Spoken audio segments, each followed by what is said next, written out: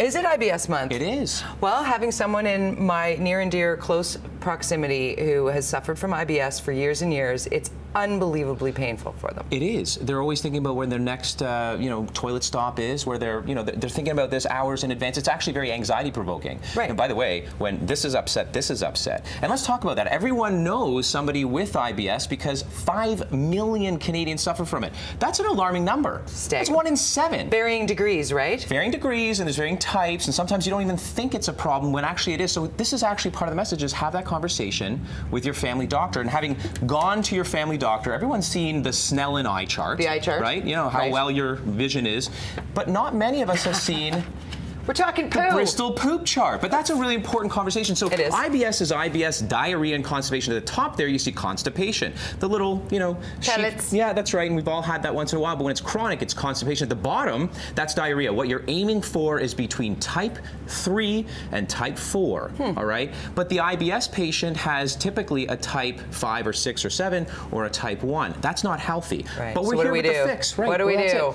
And this is an under-touted message. Probiotics. A lot of us have heard of it. Right. It's mainstream now. You see it in foods like kefir and sauerkraut. Kombucha. Have you ever tried this? I have. Yeah, I like this drink. The tea. And that's great. And there are probiotics in there, but not enough to be therapeutic. If you've got IBS, you have to reach for the clinically studied, proven probiotic strain. Put it in your guts, help your guts. Exactly, because we're taking so many antibiotics these days, and for good reason in some cases, but in other cases it's just killing all our good gut bacteria.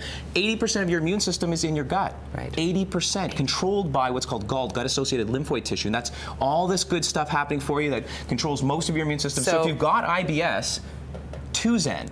That is clinically studied for, your label claim is for irritable bowel syndrome. Talk to your pharmacist, have the conversation with your doctor. Have the conversation with your doctor before you take anything, however. That's the caveat, absolutely. Pretty simple. Side effects with taking probiotics? None that are really, a little maybe for the first day or two, get a little more gassy, and that's because good fight with the bad, and the bad's typically offset. But then 1/3 of people that try this are typically, near cured, and that's a very strong term to use, but the science is really there.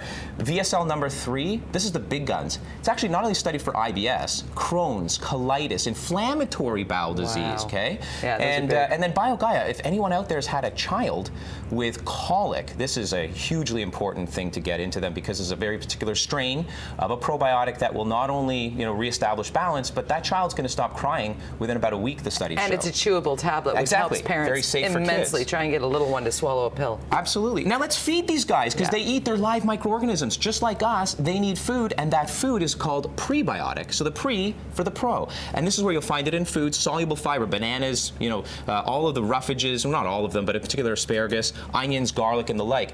Or you can pick up at your health food store a fiber, and that fiber, and the point I'm trying to make here, is soluble. So if I were to mix this into water, and you can go ahead and do the mixing, that's going to disappear. 1 scoop a day is going to feed these guys, and regulate you. It's not actually going to cause you to go too often or too little. So this is, like we've always heard back in the 70s, was Metamucil was the only one that you could And that's get. actually, that's insoluble fiber, and what we want is soluble. It's all changed now. It doesn't cause the gut distress, and then basically that'll disappear within a few minutes.